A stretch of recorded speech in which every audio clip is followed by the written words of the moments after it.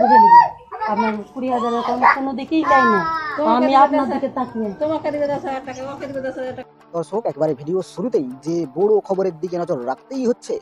তৃণমূলের একজন মহিলা সদস্যের কাণ্ড কারখানা দেখুন। প্রকাশ্যে আবাস যোজনার টাকার কাটমানি করছে, 10,000 টাকা প্রকাশ্যে হুমকি দিয়ে চাওয়া হচ্ছে। হ্যাঁ দর্শক, এমনই একটি ভিডিও ভাইরাল সোশ্যাল মিডিয়ায়।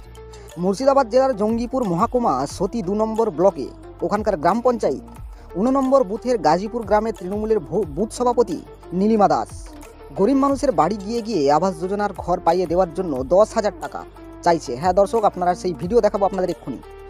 10,000 টাকা দিয়ে দিন না বউর কাছ থেকে, কারণ 15-20,000 কম লেয় না মা। আমার বিশ্বাস করেন, আমি আপনাকে ঠকতেও আসিনি, মিথ্যা কথা বলতেও আসিনি। এটা আমি প্রধান মেম্বারকে বুঝে নিব। এবার আপনাকে খোলামেলায় বললাম, কারণ আপনি 10,000 টাকা দিয়ে দিন, আমি বাকিটা বুঝে নিব। আপনার 20,000 কম কোনো দিকেই যাই না, আমি আপনার দিকে তাকিয়ে তোমাকে দিবে 10,000 টাকা, ওকে দিবে 10,000 টাকা, কাকে দিবে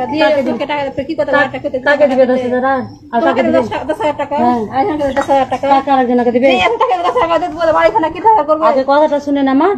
এই টাকার ভাগিদার কেউ নাই, আমরাই, তাছাড়া আর কেউ নাই, আর কেউ পাবে না টাকা। বাড়িটা করে তো টাকা দিচ্ছে, শুনেন যদি এটা যদি এবার যদি শুনেন শোনো, আর কে আসছে তোমাদের কাছে টাকা চাইতে আমাদেরকে বলো, আর কাউকে তো দিবে না তোমরা। না হলে পরে প্রধান মেম্বারের সঙ্গে কথা বলে যারা ক্ষমতায় তাদের সঙ্গে কথা বলে নাও। এটা তো ভুল কথা বলছেন। আর কে আসতেছে আমাকে বলতে হবে, তাহলে কে আসছে টাকা চাই তার? আর তো কেউ আসবে না আমাদের বুথে, তার কেউ আসবে না টাকা চাইতে। কে আসছে গো কাকিমা, সত্যি করে বলেন, তাহলে পরে ভিডিওটি দেখার পরে আপনাদের কি মতামত অবশ্যই নিউজ 10 বাংলার কমেন্ট বক্সে জানিয়ে দেবেন।